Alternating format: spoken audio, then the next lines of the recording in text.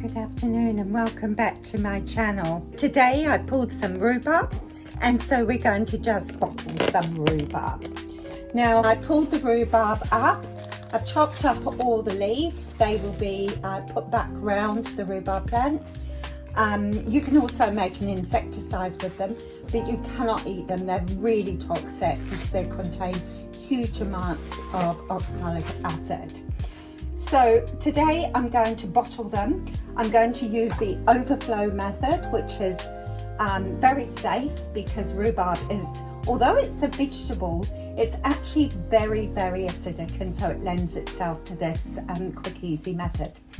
However, I'm not going to just make a simple syrup and bottle it that way. For rhubarb, because it gets quite stringy, I prefer to macerate it first. Now, macerating is easy.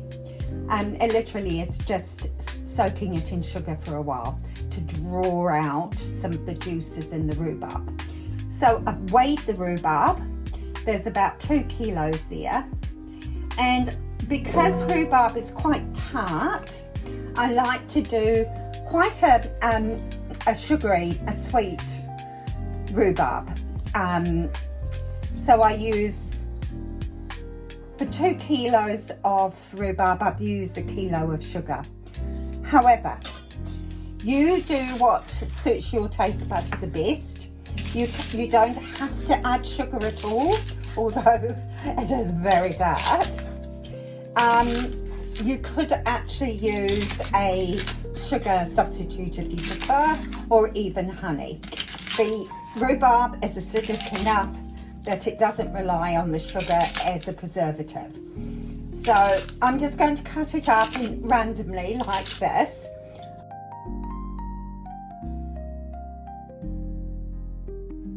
Okay, I've just weighed out just under 1 kilo of sugar, so it's not quite half sugar to rhubarb, but I'm happy with that. So I'm just going to sprinkle it in with the rhubarb and give it a toss round. So the rhubarb will just sit in the sugar and macerate. Now, it needs to be a minimum of half an hour. But preferably longer, up to about 4 hours. So I'm just going to leave that to one side. Now this rhubarb has been macerating for about 2 hours. Can you see the amount of liquid? Bring the rhubarb to a simmer on the stove and simmer away for about 5 minutes.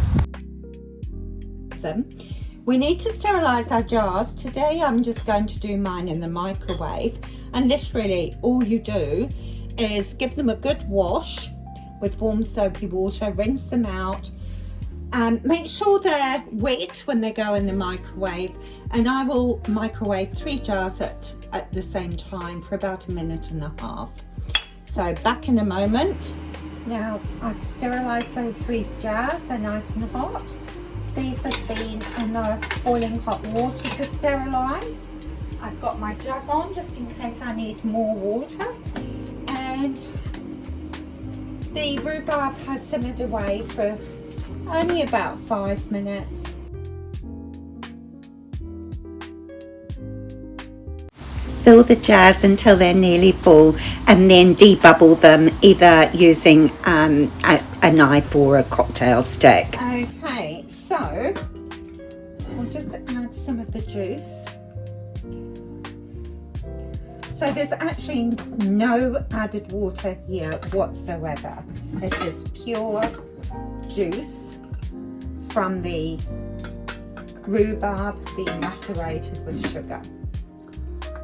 So full of flavour, and we're using the overflow method, so I do want to get it to the top.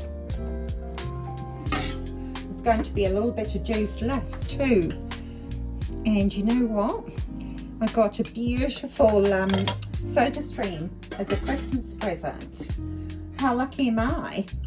So I will use this rhubarb simple syrup in my soda stream, and instead of having plain soda, I'll add some of this to it.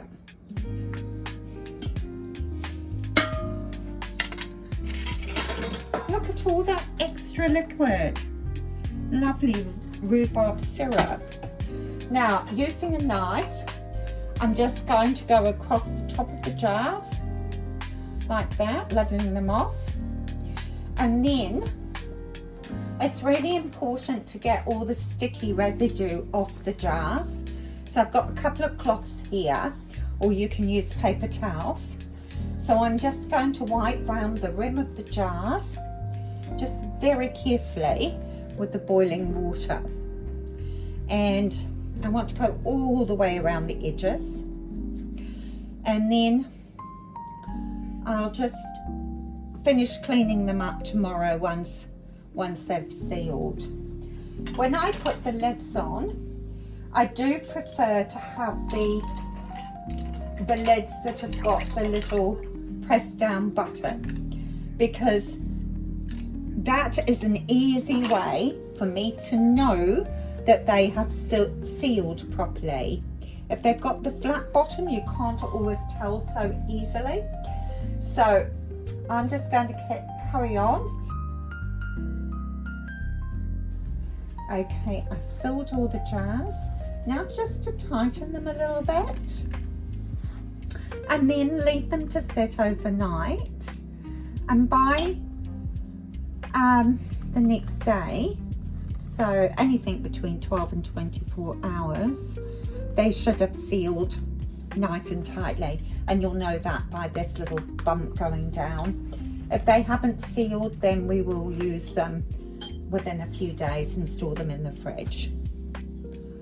And there we have our jars of beautiful rhubarb. It's shelf stable. You can see it doesn't press down. Shelf stable and delicious. Have an amazing day. Bye for now.